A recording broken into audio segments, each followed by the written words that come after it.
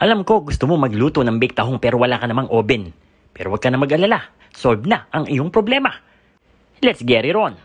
First step natin, huhugasan muna natin yung ating mga tahong. Siyempre, masarap sa tahong yung huhugasan muna bago kainin. So, kailangan talaga hugas na hugas yan para pagpapakulo natin hindi lumutang yung mga dumi na galing doon sa mga tahong. So, atin nang isasalang yung mga tahong. So, dapat chinek nyo yung mga tahong kung meron na itong nakabuka. Pag ito ay nakabuka, ibig sabihin patay na yan. Tanggalin nyo na yan at baka bumaho pa yung iba. Hinugasan mo nga, pero patay na pala. Mabaho na yan. Itapon mo na. So, ang next step natin, tatanggalin natin yung kabiyak ng kanyang shell. At syempre, meron ding mga nakasabit yan doon sa kanyang bibig. Yung bang para siyang tali. So, tatanggalin natin yan. Pagkatapos, lulutuin naman natin yung kanyang fillings. So, maglalagay tayo ng butter. Wala yang mantika. Purong butter ang ating ilalagay dyan. Unahin na natin dito ang garlic. Bali, isang ulo yung nagamit natin dito sa bawang. Mas maraming bawang, mas masarap ang tahong. Isunod na natin dito ang salted egg or yung itlog na pula. Talagang kapag meron tahong, meron ding itlog na lumalabas. So, ang susunod natin ilalagay ay ang evaporated milk. At maglalagay din tayo dito ng cheese. So, meron cheese sa filling, iba pa yung ilalagay natin sa kanyang toppings.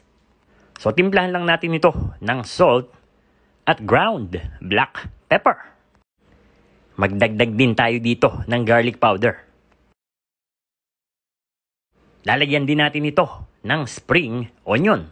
So, papalamigin lang muna natin itong ating filling bago natin ilagay dun sa ating mga tahong. At ere na nga. Kukuha lang tayo ng tahong, lalagyan natin ng filling. Pagkatapos, ilalagyan natin ng cheese sa ibabaw. So, ganyan lang. Uulit-ulitin lang natin yan hanggang sa maubos natin yung mga tahong. Oo nga pala, merong malalaglag na mga tahong dyan sa kanyang shell. Hindi maiiwasan yan. Ang gawin nyo, ipatong nyo dun sa isa para kumapal or pagpatong-patungin ninyo. So, dahil nga no oven ang ating banat dito sa mga tahong, ang gagamitin natin ay kawali lang. Lalagyan natin ito ng foil. Kung ayaw nyo naman gumamit ng foil, okay lang din naman yan.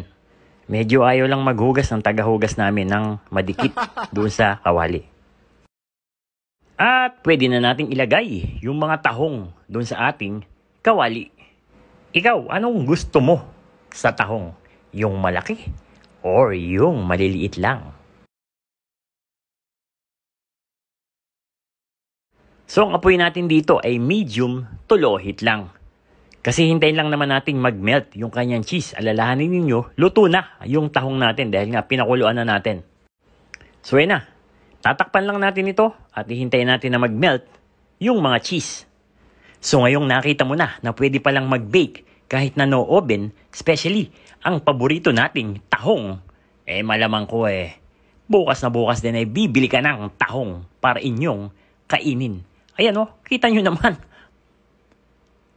And there you have it, Candy Nation, mga kadadilicious. Ito yung ating version ng no oven, creamy and cheesy baked tahong with salted egg. Ang haba man ng pamagat, siguradong hindi mo titigilan ito sa pagkagat.